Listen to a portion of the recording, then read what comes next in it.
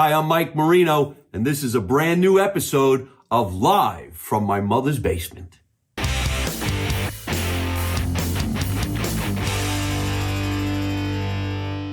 Good evening, ladies and gentlemen, and welcome to another edition of Live from My Mother's Basement.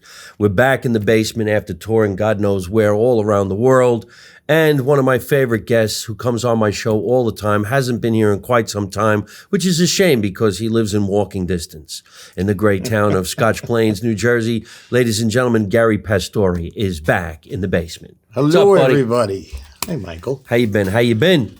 I've been okay, but you have been like crazy busy. Yes, I'm trying, man. I'm trying. Before we get into it, I just want to let everybody know this is not our sponsor, but we are going to enjoy a beer. Because we're in the basement. There's two guys in the basement. Boom, that sounded nice. It's cold as shit. Cheers. Cheers. Merry Christmas. Happy New Year. Sorry I missed you on Thanksgiving. You were on a boat for Thanksgiving, huh? I was on a cruise ship for Thanksgiving, but I'll ask you this question. You still have, let's say, an intact family. Oh, yeah. My family's all dispersed. Mm-hmm. I've never been married. I have no kids. Dad's gone. This is the first year with the holidays. Daddy's gone. Mommy's been gone a long time. Where is everybody? I don't know. So I go make some money and I sit on the cruise and crack some jokes for other families. Well, if you were home, you could have come to your house. I have been to your house on a holiday. Yeah. A few holidays. Yeah. Usually Italian people who can't be at every single place that they want to be shows up for coffee and cake. Yeah, exactly. Yeah. Hey, listen, the door's always open for you. You right. know that. Speaking of doors, he was supposed to come over. We're waiting for him in the front. He went around the back. Because the last time I went around the front, you were in the back. I know. So you confused me. It's one of the greatest things about living in a small neighborhood like this. Your friends come in the back door. I'm a backdoor man. Sometimes they okay, that could be for another show. The funniest thing is coming in the back door is the sign of not respect, but you're close with the people. Exactly. The front door is for strangers. Mm-hmm. The back door is for people you know. Well, I know the back door is the after hours. That's why I came in the back door. The after hours show. Yes, exactly. We should do a movie, The Back Door. So are you getting inaugurated or no? Inaugurated. What does that mean? Well, because I knew you ran for president. Oh, yeah. Well, I would have been happy to do it, though. I'd be like, all right, now I got it. Just don't call me for about 6 months. Let me ask you a question. Would I be in your... The cabinet? Yeah. Well, he knows how to come in the back door. There you go. Could you imagine? We really need to do a movie about a bunch of wise guys running the country. Oh, it'd be hilarious. It would be the dumbest, funniest, craziest, slapstick, over-the-top, fun movie. It actually would be a very, very funny movie, yes. Right? Yeah, we just got to write it and get the money. That's the hardest thing, is raising the money. Could you imagine we could do scenes like, Mr. President, we have a very important phone call. I'm like, can't you see we're eating? Yeah. Can't you see we're eating? So disrespectful. You break in on our meeting. Yeah. So what else is going on with you? Luckily for me, I am working a lot. I got a lot of stand-up work. And, I hustle my ass off to stay on top. I feel like I'm doing really, really good right now. Financially, everything is cool. I'm hoping the podcast is going to keep on going and growing. And, I want to act. I know a lot of people, they look at me and they're like, hey, this is great that you get to do all this stand-up. And I go, but I wanted to be an actor. Mm-hmm. I'm playing the role of a stand-up. Don't get me wrong. There's no greater feeling than standing on stage performing live. Oh, I know. I just passed Crossroads, and Hugh Jackman's there shooting a movie called Song Sung Blue. Really? Yeah. He's right here in New Jersey? He's right here in Cranford. Wow. Yeah, he's shooting. The Crossroads. It's called Song Sung Blue. He's a Neil Diamond, I guess like a cover band, impersonator. Hey, could you go see who just walked in and ask them if they want to come down? We're gonna be here for a little bit. Did they come in the front door or the back door? They came in the front door. Next time I come in the front door. Yeah, but so New Jersey's getting really busy with film work. A lot of productions are coming here. You get stars like Hugh Jackman. You got to say to yourself, "Wow, we're really getting put on the map. Yeah. You know, California seems to be dying. And, Well, the Crossroads has always been a really cool place. oh, yeah, I saw a couple of good bands there. Rock and roll bands, sometimes they do stand-up comedy there. Yeah. Yeah, no, it's actually, it's like the hometown spot. And I guess that's why they picked it. Because he's supposed to be going to all these little clubs to do his Neil Diamond routine. And then he wants to, I think, get into like a casino. So it's a Do it story in about Vegas. Neil Diamond? No, about Neil Diamond, like a cover band. You know, he... Really? Yeah, that's what it's about. It's called Song Sung Blue. I know, I read it. Do you know the guy who wrote the 3 beats to Neil Diamond's Sweet Caroline is one of the composers and writers who was in The Four Seasons? I didn't know that. Charles Calillo. I didn't know that. Charles Calillo is a composer, writer, also was one of the Four Seasons. He wrote dun dun dun. Oh, no, they actually banned that song in a couple of places, I Really? heard, because they didn't want the people going. They couldn't play it during COVID, I know that, but they didn't like the fact that, you know, when the audience gets involved in it. Oh yeah, when they go so good, so, So good, good, yeah, right. so good. Yeah, but could you imagine the guy wrote 3 notes, dun dun dun, and made millions of dollars? For just those 3 notes. Yeah, I got to do something like yeah, right. How come I don't write something like that. that? No. Dun dun doing. Yeah, we got to learn to do that. That's a true story, and I met him. I'll bet it's a true story. What's going on in your career? Because luckily, you and I did a great project together. I thought it was a great project. I'm happy that I was part of Silent it. Partners is I don't great. get to do a lot of that stuff. Silent Partners is great, and I'm glad that I brought you down for that. You definitely did. Folks, there's a project called Silent Partners. I talk about it from time to time. It was originally supposed to be a TV pilot, hopefully becoming a series like, let's say, The Sopranos. Took place in the 1980s In Miami. in Miami, based on some true activity and true characters. Gary got to play a real-life character. I guess I did too, huh? Yes, you did. Right. You played my consigliere. A cancelliere. Yeah. And it was something I always wanted to do. And Gary got a part in this project. He knew all these folks. And then I got a phone call. Hey, listen, do you want to give it a shot? And I said, you're damn fucking straight. So I went down to Florida with you and had the greatest time. We had a ball. Yep. We worked on our dialogue in the ocean In the ocean, and by the pool. swimming, nothing like being a celebrity. So what- what's your line? I'm going to go take a bath. By the pool. By the pool. You know, it's funny. I was just with Armand Asante, and I did that show Gravesend with him. And he was here in Cranford. He did the screening of Gotti. It was the first time that it was ever in a theater. And then he gave Q&A afterwards. And kindness, I got to tell you, he was on the stage and he said, you know, I want to give a shout out to my friend Garry Pastore.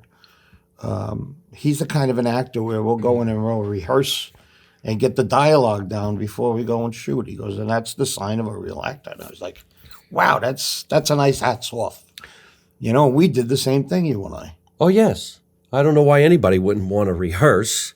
It's not This so way much when you- about the rehearsal. It's about maybe we don't like the dialogue. Yeah. Maybe we're trying to get a good flow. And A that's little what camaraderie. We did. Oh, well, we had that already. And chemistry. If you don't have chemistry, people know. There was some people in certain projects, won't mention any names, but it just doesn't work. No, exactly. You know, And you got to bring levity to it. It can't always be serious. You got to throw the slapstick in. Remember the story you told? Yes. It was great. Loosely written by him. One eye this way, one eye You know what that the way. funniest thing is? Everybody likes that scene, and they don't even realize we had one shot. That was it. Do or die. It was just way too much dialogue on that paper. Even Ronnie Marmo was like, "You're not going to read all of that, are you?" I'm like, "No, I'm going to No, have we to do. cut a lot I'm going out. to do my own version of this." We cut a lot out. That was a book. Oh, I know. And, you know, less is more. That's how I It look is. at it. Leave them wanting more. You'll sell more shirts. So I'm hoping 2025 will be a better year career-wise for me. 2024 was a little slow. I did a couple projects. The one good one that came out, which was a surprise, was First Shift I got a call from a director in Germany 2 years ago. He says, Garry, he goes, I want you to be in this picture. He goes, you're very popular here in Germany. I said, really? Why? And he says, you show the douche. I said, no, not the douche. The douche. The douche. He goes, yes, the douche. You are very popular. The show is very popular here, and I want you to be in this movie. I said, okay. And it's number 2 on Paramount Plus. Really? Yep. Wow. Now, I just recently saw the promotions for it. That you with the silencer, right? Yeah, I never saw that project. that's a good project. Wow. And you're on the cover by yourself. All by myself. That's, Well, That's I'm a big ass, scary man. guy in there. yeah? Yeah. Tell us about this project. I'm not even familiar with it. Well, it's about a girl who becomes a detective. It's her first day on the job, and she's got quite a day. It's her first shift, basically. And I'm one of the villains in it. This guy owes me money. I send my guys to go collect it, and the idiot that I send to collect it not only kills the guy I got to get the money from, now I can't get it anymore because he's dead, but he kills his son too, and that's when I lose it. And my son is playing the son of him. Oh, no kidding. No, Christian. No shit. Wow. Yeah, so I got Christian got a part in the movie, huh? Got a part in the movie. Yeah, he did a little stunt work. It was really cool. So I'm kind of avenging his death in it. Oh, is that right? Yeah, but they want to make it a series. I'm hoping that with all the play it's getting, that will come to fruition. And of course, I will contact my buddy Mike. I don't mind working. I know. I don't mind working. I know, I want to shoot somebody. bro. This is how it. Listen, if No, you, in a movie. I didn't mean in real life, No, of in course a not. project. but I mean, this is how we should do things: is to help each other as friends. If you can help somebody get some work, hopefully they return that favor down the road. Right. You know, you got to have that mentality. Unfortunately for our business, a lot of people don't want to help you. They'd rather stab you in the back. But my mentality and my philosophy is let me help out a friend, because when I'm in need, hopefully that friend will do the same thing. Doesn't always work that way, but that seems to be the what makes sense to me. Well, unfortunately, it's probably even worse among stand-up comedians. Oh, I know. Because I can call up a couple guys and they beg me, can I open for you? Can I open for you? You give them the spots. Months goes by, you don't hear from them at all, ever. And then you see them doing other stuff and you go, you could have said something. Mm-hmm. But I'm so used to it now that I don't expect it at all. I just do my own thing. I try not to expect anything from anybody. It's like I always say, expect nothing, you won't be disappointed. Right. So know? try not to. I do because I want to do, and that's it. And you can't always do it anyway, because there's powers that be. Just because you're starring in something doesn't mean you have the power to say, okay, well, I want my friends in this. You could do what's exactly the right thing to do. Exactly. Usually when you sell a friend, hopefully in the project, they know who the friend is and says, holy shit, you can get him? Great. Well, look at Silent Partners. I mean, there was 5 of us that are kind of close. Yeah. That got to work together on it. And you could see it on the screen. The chemistry was great, Yeah. you know? They screened this project as a movie, not a series. They screened it a couple times, and the last time when they were completely finished, we saw it in Miami, right? Yes. At a big theater, Was it Miami or it was Boca Raton? and it was just phenomenal to watch. I had a lot of fun. Yeah, so did I love when people cheer and they see their favorite character come across the screen. That's pretty badass. It is badass. And, you know, you got to be thankful now for streaming, because if you think about it, when years ago we did a movie, your exposure would be based on who went to see the film. Right. Now, if you get on a streaming platform, you got a chance at 10, 20, 30 million people seeing it, which is going to only help your career. They go, wow, who's that guy? I've never seen him before. Exactly. He's great. That's why I always wonder why some people don't publicize some of the things that they're in. Everything that I'm in, I publicize the shit out of it. Even if I don't like it. I just want everybody to know I'm working, come and check it out. I mean, I have to do that when I tour, of course, because I want to sell tickets. But when you're in a TV show or in a movie, how great is it that you can tell people, hey, go watch it? No, you're right. Mike, I try and do it with everything I do, but you also, there's a fine line between promoting yourself and looking like a pompous ass, and so, it also depends on the producers. I did this film 2-3 years ago called Moments of Youth, and the director just showed me the cut, and the sound was off, the sync was off, and I'm trying to get him into the festival. So I told him, I said, listen, you're going to have to tighten this up. And this is 2 years ago. But it's a great role for me because I'm playing a Greek football coach, if you can imagine. I have Greek accent. Oh, no through shit. the whole thing, yeah. Yeah. And it's pretty funny. And it shows the lighter side of me where I'm not playing a heavy in this. It's fun playing a mobster, but I don't always want to play a mobster, I'm ready to play anybody. Speaking of which, you do great characters. I try. One of those, I don't know what it was, but when you were in the cab and you were doing the cab scene and you played a guy from India. Yeah, I played a Pakistani cab driver. A Pakistani? Yeah, I had the turban on and everything. And last night we discussed this on another venue, and somebody had mentioned to me, they're like, I don't know if you would have got away with it nowadays with this woke stuff going on, which is kind of sad. You're supposed to hire it's sad. It really. I just looked over. Is that Charlie Brown Christmas tree? Yeah. That's great. I got a Charlie Brown Christmas tree. I splurge. That really does look like Charlie Brown's Christmas tree. Well, it is. That's when you go out online, you buy a Charlie Brown Christmas tree. I didn't know they had that. He plays the song and everything. I didn't know that. Yeah. Oh, that's pretty cool. I still got all kinds of memorabilia from back in the day. That one's not extremely old, but most of the stuff that I do have in this house is older than anything you've ever seen. Older than dirt? My mother's collection of wonderful Christmas stuff. That is amazing. We had one of these. Right? I think every family's had one of these. They have. Wait. That's amazing. Look at that. Did you have the big ceramic? Remember the big light bulbs, the big colorful? Oh light bulbs? yeah, and the ones that had the water in them. Not only did you have the big light bulbs, but your uncle stuck it in his nose and said, "Hey, look at me!" And it was the coolest thing you've ever seen. Nowadays, kids are spoiled, and I don't know. I got Christmas balls from the 1940s and 50s. There's all kinds of mass amounts of antiques when it comes to the Christmas shit. I actually have, and somebody told me what they were because I didn't know what they were, but they're candles from your confirmation. He said, you're supposed to light them every birthday. I never lit any of them ever. They're still in the box. I never did that. Yeah, so. That's kind of weird. Yeah. Who's going to take a candle up in the confirmation and light it on their birthday? Who even has it other than me? I light the candles when I'm lost in the dark. That's a weird kind of thing, yeah. Yeah. But what's going on with the Lunatics, which was a great script? I know you had an opportunity to pull the trigger and make that project about police officers. I'm still going to do it. Yeah, it's really just funding. Funding is an issue.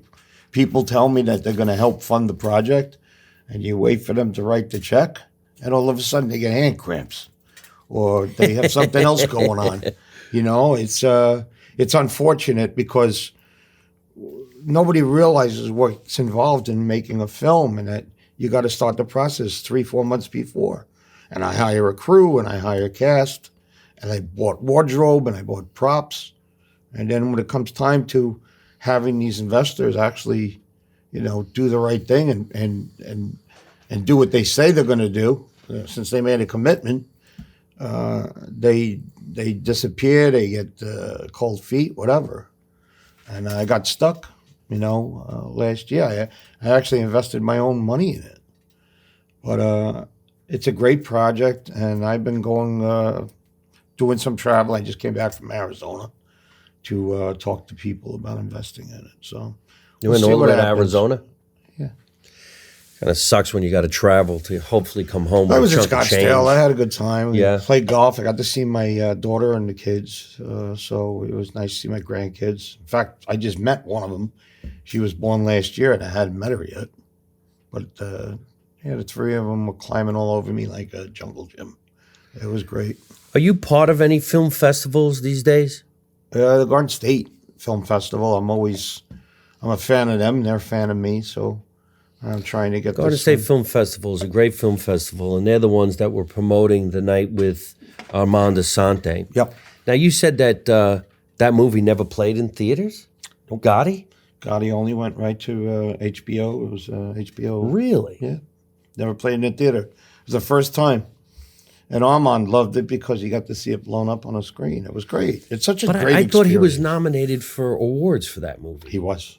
What did he get nominated for? I think an Emmy. An Emmy? Yeah. I think an Emmy. He deserved it, too. He's fantastic. Oh, he played Gotti really, really well. Yeah. William Forsythe was great. Cousin Vinny Pastore was amazing in it. He Played Gotti's brother, right? No, he played Angelo Ruggiero. Quack, quack, they call him because he talked too much. He actually helped bring Gotti down because they caught him on a wiretap on the phone. Yeah, it was a good film, really good film. You know, I hadn't seen it since it came out. I was a little, I had sour grapes because I read for a role, and a fine actor, Scott Cohen, got it. But yeah, I was a little bummed out. You know, it's what happens. You go out for an audition, and you know that you're in the mix, like Goodfellas. I was up for Ray Liotta's role for Henry L. I was totally bummed out when I didn't get it. I can imagine. It would have made my career. It would have made my life. But your acquaintances or friendly with, who's the director? I'm missing his name. From what? Goodfellas. Oh, Martin Martin Scorsese. Scorsese, yeah. Yeah. I actually pretty friendly with him. I got to tell you one thing about Marty. He's brought me in for every film he's done after Goodfellas, where he's had me either go in an audition or they just gave me a role. So he's been great. I mean, He's the one that gave you the role in When You Get in the Shave. Mm-hmm. Yep. What was that movie? Irishman. The Irishman. Yeah, I got a shave and a haircut, Yeah. and I wound up dead. Famous story. But you're in The Irishman. I am. Famous movie. I am. I've been in most of Marty's films. I think the last 6, 7. Casino, Goodfellas, Irishman, Boardwalk Empire. What else did he bring me in? It's a lot of projects. It's a lot of projects. Yeah. He always took care of me. I actually produced a film for his daughter, Dominica, called Almost Paris. I co-produced that.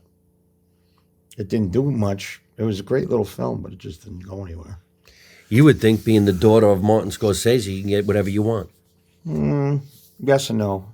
You know, it really depends on who sees it, where it's shown, and like that. You know, listen, Marty's done, I don't know how many films. I don't think he's ever gotten an Academy Award. Is that right? That's right. Didn't he get it for... No, huh? No, his cast has been nominated, but I don't think he ever got one. Well, then that just goes to show you how rigged all that shit is. No, they don't like Italians. Huh? They don't like the Italians. Something's not right. Well, I mean, The Godfather won. Big classic movies. Mm-hmm. Casino he didn't get Best Director? No, No? no. He's done a couple of really, really good films, too. The Departed. That was a great movie. He's done so many great films, but for some odd reason, I don't even think he gives a crap anymore. I wouldn't care. You know? Yeah, the Academy is the Academy, you know? It has a lot to do with the foreign press. I don't even know who they are. Like in Cannes. Like if your film debuts in Cannes and you get an award in Cannes, chances are you may get an Academy Award because of that. It's got to make a big splash overseas. Personally, I just like earning a living as an entertainer. Oh, yeah. All the other shit I don't doesn't give really a crap matter. about awards. Keep your award. It just looks good on the shelf from time to time. I got plenty of awards. They didn't get me any more money. No, they don't. Just want to earn a living and be happy doing what I do. And so far, so good. That's the right attitude, Yeah. Mikey. So let's go continue forward in the world and make the projects that we want to make, like my TV series about growing up here in Scotch Plains, which I know I would make the funniest fucking show anybody's ever seen, and it's going to be loving and caring and easy to do. It's just so easy to do. And if I could sell out theaters around the United States, there's no reason why I can't put the TV series together and let people watch it.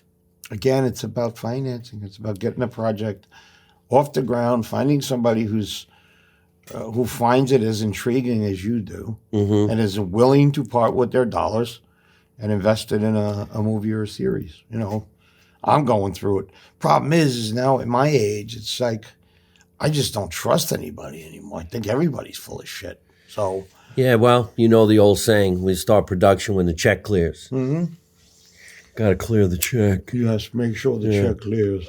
I'll put up a certain amount of money for my own projects. So far, so good. I got some really fantastic sponsors, thank God, and we do some really cool shit. And well, I don't know when this is going to air, so I could say this year, 2025, we're going to make those projects happen. Piece of cake. I actually got a series coming out in 2025 called Long Bright River. Long Bright River? That's cool. Yeah, I play I own a launch service. And a launch service is the guys who take the boats out to the big ships while they're parked in the harbor. And we drop off crew members and we bring them food and utilities. Right. Somebody gets sick, we take them off the boat, we bring them into shore. And I play a guy who owns the launch service, and one of my employees washes up dead on a beach on the shoreline in Philly. And the detectives come to question me thinking that I offed him, but I didn't. Where does it take place? Philly. They have that type of service? Oh, yeah. Boat service? Oh, yeah, they have ships. There's a terminal there. You know how I see this is when we go on a cruise ships to entertain, and they go all the way out to wherever, you get off the ship in a smaller boat that takes you to the island. Right. It's kind of like that. But this is more, you know, they'll put 8 crew members on, and they'll bring them out to the ship while it's in the port. If you go into the Narrows, like by the Verrazano Bridge, and you look up, you know, toward the Statue of Liberty, you'll see these big freighters and whatnot docked or anchored. And they're not allowed to go into the port until A, they get permission, B, there's room. Sometimes they stay out there for weeks. During COVID, they were out there for a month because everybody was ordering crap online. So they made them wait out. And remember we had the strike? Yeah. When the dock workers just went on strike? I couldn't imagine what it would be like to be a merchant marine and go all the way around somewhere and then you can't get off. Oh, it'd be horrible. I mean, I have my captain's license. That's how I got it. I have a merchant marine license. Really? Yeah, I've had it for years. I'm a sea captain. I have official paperwork. Aye, aye, Captain. Aye, aye, Captain. I'd like to be a tugboat driver. My brother did that. No shit. Nah. Did he have his own boat? No, he worked for companies. He made a lot of money, but there was a lot of times he said he was out in some sloppy crap. I always thought, you know, because I see them pushing the boats around when they come into Bayonne or wherever. I almost feel like going, you could leave the planet. No one knows where you are. I'm a tugboat driver. Leave me alone. Nobody knows where I am. Yeah, sometimes it's a dangerous job. A lot of tugs sink. I remember in the Long Island Sound, a tug was pulling a barge with, I think it had iron ore or something on it. And it sprung a leak. And the barge got so heavy with the iron ore and the water that it went down and just took the tug with it. They didn't even have a chance to react. They had no idea that they were going to sink. Really? Yep. Seems like they lost everybody on board. An easy job. You just drive around with the little tugboat. Nothing's easy, especially not being on the water. The ocean and the water are just, they're really not your friend. I mean, you've been out on a cruise ship, you know. Well, the cruise ships, I never had anything where it was really, really bad. One of the last ones, though, pulling into Bayonne, New Jersey, boy, they were handing out barf bags left and right. Those waves like 15 feet, and you're like... Yeah. I just saw a video, I think it was online, where The stuff on a cruise ship was like you'd see a table go. I never saw any action, but I think I'd like to just once be like, holy shit, we're going down. We don't. We just, You see no icebergs. yeah. I don't see shit. What'd we hit? I think it's a building. No, Who was driving? Gary. Yeah, He's got his license. Yeah, no, I won't do that. I won't do that. You go fishing a lot. I do. I love the ocean. Yeah? Do you do winter fishing? Mm-hmm. Mostly, I always see I'm you going down. hunting tomorrow. It's going freezing. Oh, no shit. I'm going up by Canada. I'm going to hunt wild boar. So how do you even have do that? tusks. Like, you shoot him in the face, you shoot him in the ass. Right in the head. Yeah? One shot.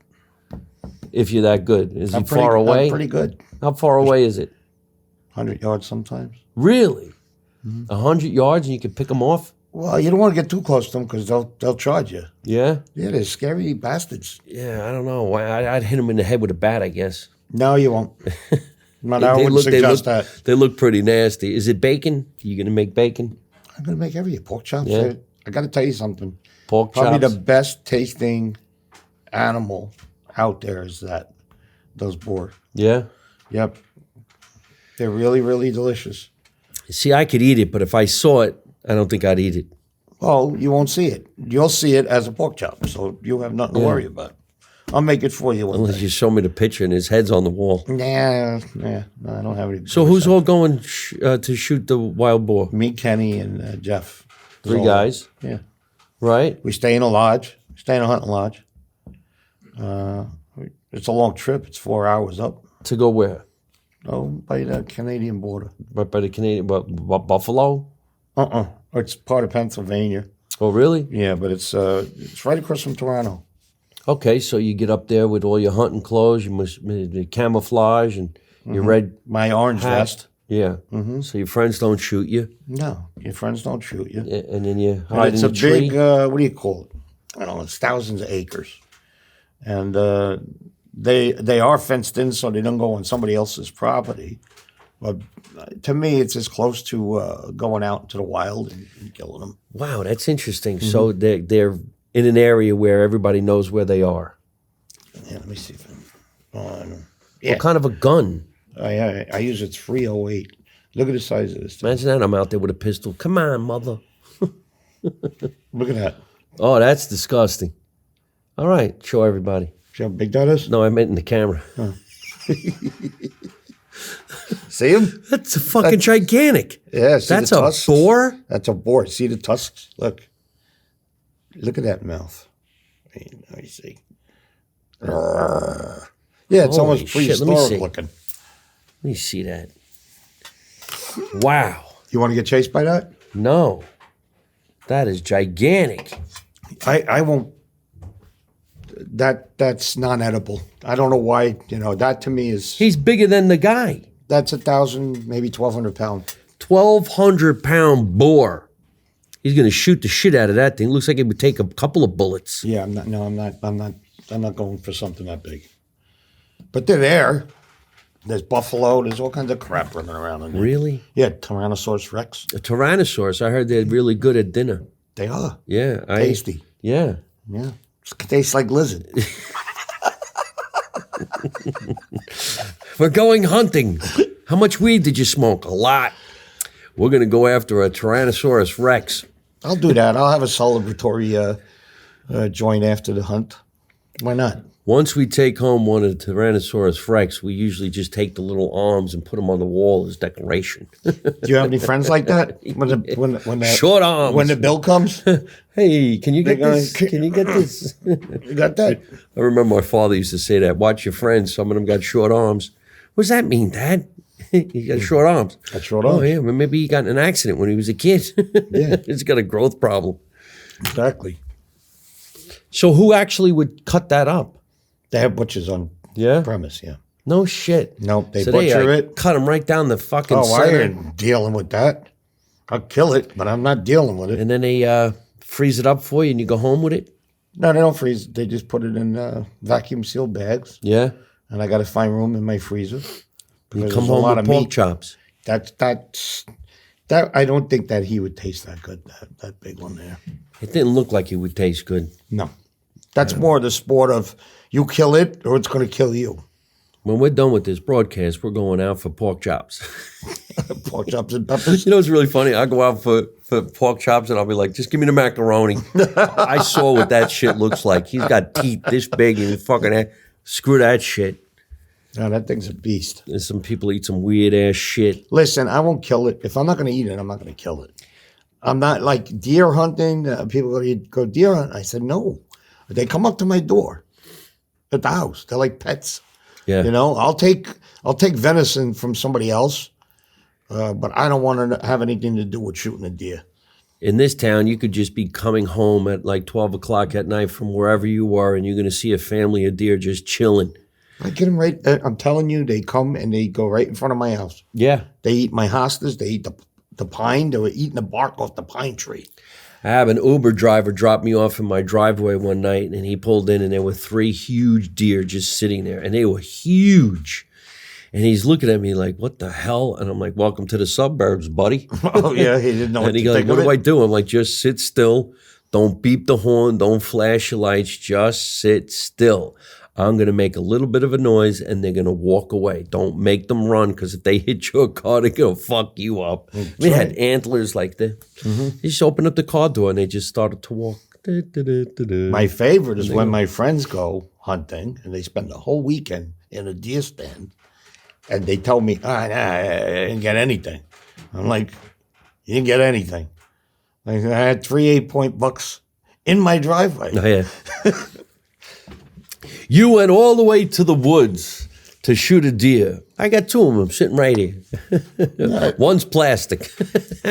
No, usually on these hunts I go, it takes about 3-4 hours. You know, they come out, you'll see them, they run across in packs. Last time they were drinking out of a stream, and I was on the other side of the stream. Like I said, I don't want to get that close to them. Tell us, if you don't mind, about the iconic TV series The Deuce. What do you want to know? What was it? Well, what was how it long like? was it on? What was it like to do a period piece? You know, you get to dress like it was, what, the 60s? No, it was 70s. 70s? 70s and went into the 80s. It was about the sex trade on 42nd Street in Times Square, meaning prostitution, the porno houses, The peep shows. the peep shows, and it was big money back then. It actually made Times Square at the time very decadent, and made a lot of people a lot of money. And the character I play, his name was Matty the Horse, Iron Yellow. Really great, incredible character. The guy won a Purple Heart in World War II. He climbed up a hill in was it Japan or one of the islands, and he took out a whole platoon of Japanese that were in a bunker, and they were killing the troops as they were heading up this hill. And he went in, and he climbed up. He got shot, and he threw a grenade and killed them all. So they were able to advance. Got out. He winds up working at this place called Mara Brothers, which was owned by Albert and Anthony Anastasia, who's the guy that I played in the Irishman. So Matty worked at the same place that my father wound up. My father and Matty were friends. I wound up playing Matty in a TV series. No shit. No. It's the circle of life, you know? That's pretty wild. Isn't it wild? But he was he alive? Did you actually meet him? I met Matty twice, yeah. No shit. No, he wasn't alive when I was shooting it, but I met him back in the day. Oh, wow. He mumbled. He couldn't understand him. It's so funny because some guys I know that worked for him said that you couldn't understand Matty, and they used to nod yes a lot. So Matty opened up a bunch of gay bars. He actually opened up the one famous gay bar where they had the riots, the Stonewall Inn. Matty was the first guy who was a straight guy to open up gay bars because he felt gay people need to go out and need to have entertainment. So he opened all these gay bars in the village and everywhere else. So Matty was talking to the guys one day, and he goes, "Yeah, bro, I'm going to open up a gay bar. It doesn't mean I'm gay, right?" And the guys always used to go like this. So they nodded yes. And he goes, "What do you mean I'm gay?" So there's a lot of funny stories out of that camp. But How long was the series on? 3 years. 3 years, man. That must have been the greatest. It was awesome. It was really awesome. And I was in so many great scenes with Michael Rispoli and I can't remember her name. It escapes me. Oh, Maggie Gyllenhaal. Mm-hmm. It was a real fun show to shoot. And everybody always asked her. He said, "Wow, I wish you guys had a spinoff." They love the mob characters, obviously. Right, yeah. And Everybody has an affection for wise guys. What are you going to do? I wasn't a violent mobster. I was a businessman in it. As long as they do it right and it's fun to watch. That's why I always did the comedy version of Wise Guys, because it was funny to me. And, Like the movie Wise Guy with Danny DeVito and Joe Piscopo. Do you remember that? They shot it out here in Jersey. Joe Piscopo. He's in the Was it Danny DeVito? Jersey Yeah, it was Hall Danny of Fame. DeVito. 2 Jersey guys. Yeah, well, maybe we could do something like that. 2 Jersey guys. Scotch Plains guys. I would love to. We will keep on and on. Mm-hmm. So tell us also, if you would, about the Gravesend. Because I know you have some really great scenes with Armand Desante. And Yeah, I shot season 2. I only did 2 episodes, and I was supposed to come back for season 3, but I don't know what's going on with it. I know that Willie DeMeo switched up the storyline a little bit. He got Shaquille O'Neal, who's in season 3, which doesn't fit into our criteria since I play a Philly mob guy. And Shaquille is playing a drug lord from, I believe, East New York. So I don't know which way Willie's going with the storyline this season. who writes it?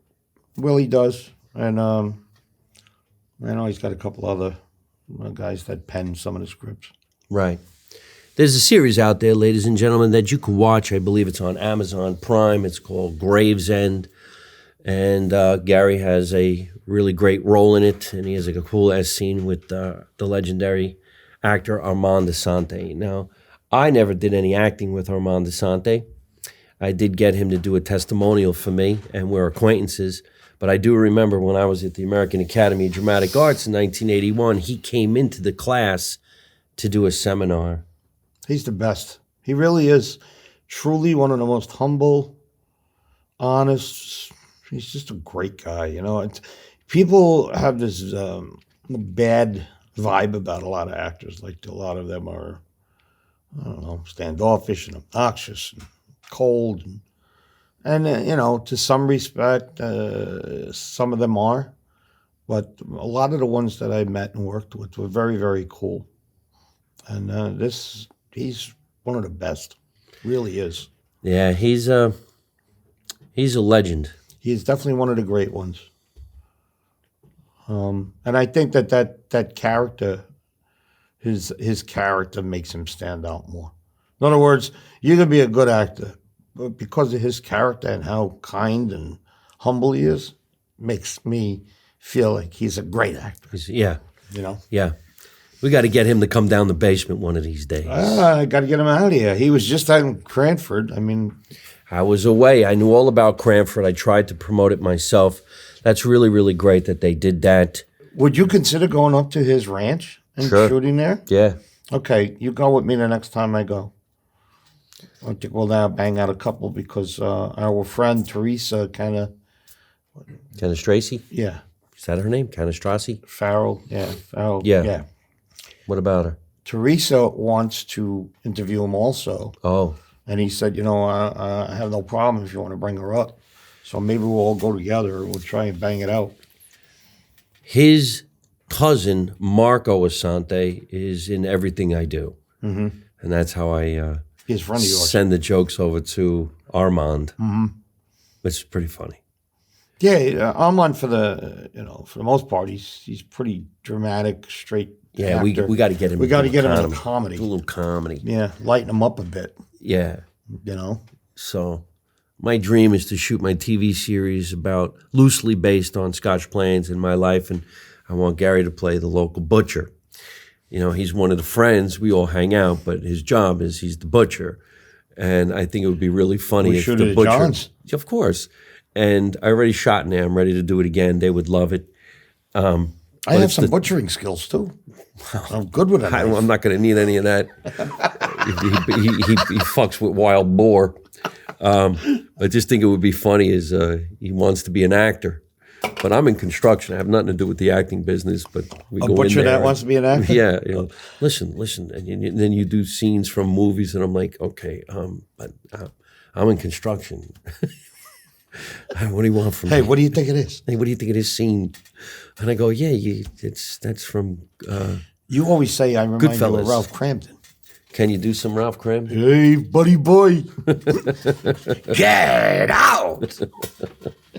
You do resemble Jackie Gleason. It's the jowls. If I could lose 40 pounds, I could play Art Carney. Two of the funniest people on the planet. It'd be funny, too, to have a neighborhood film where you have a character like that, Yeah. And the neighbors, this guy who lives next door is a pain in the ass. My neighbors are the funniest characters on the planet. The lady who lives next door to me has been next door to me my whole life. She's 83 years old. And a cat could run across the lawn. She'll call me, hey, Mike, I don't know if you noticed, but the cat went across the lawn. I'm like, you're kidding. I'm so glad you called me. Well, it's like the people in this neighborhood. Every time they see a fox, they want to call the law. We had a bear, while you were away. Who? There was a bear. A bear? Scotch Plains had a bear. Really? No kidding. No. And everybody goes, how did he get on this side? Was it a bear or somebody who identified as a bear? No, it was a bear. He was over here on Grand Street. Not Grand Street, Myrtle Avenue. But not far down. I don't know if he ever got on this side of the woods, but I don't think he crossed Park. He's more on the other side of Park Avenue. Right. This is a great town, and everybody who watches my morning walk flips out because they're like, wow, where is that? I'm like, it's a tourist attraction. Come on over. It's $50 to come and see all of this stuff. But then again, the great state of New Jersey has great characters.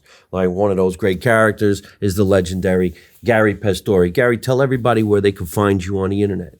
Garry _ Pastore at Instagram, or you can go to GarryPastore.com, and my stuff is on there.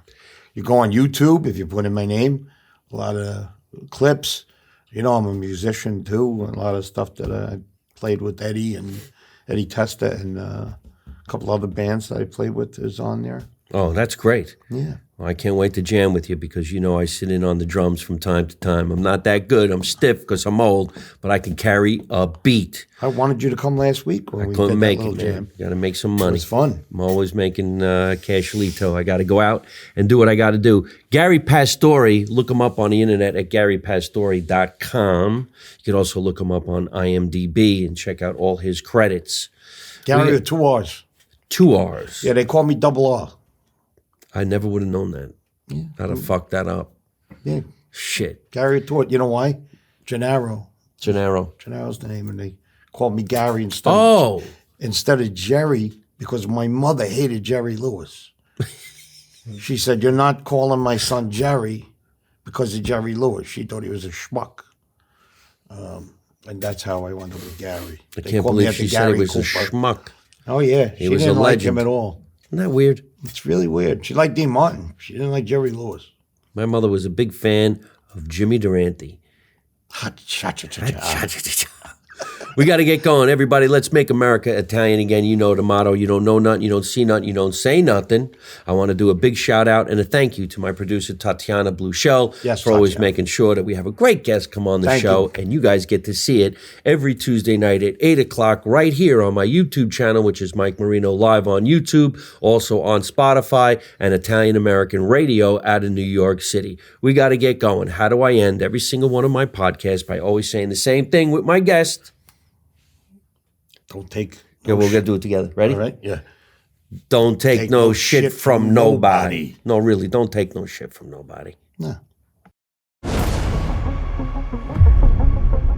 Coming here should have been a fresh start for me. A chance to roll in from the cold and reinvent myself. But it wasn't. If there's money to be made, there's always a racket. The real racket comes with a smile, a handshake, and a keen knowledge in finance. The wonderful folks at Goody Boy Insurance Company set me up with a contract. Sort of like a life insurance policy. You can't be an enforcer for the mob and have your guard down. It's really necessary. Sign the papers. Oh, you guys are too sensitive.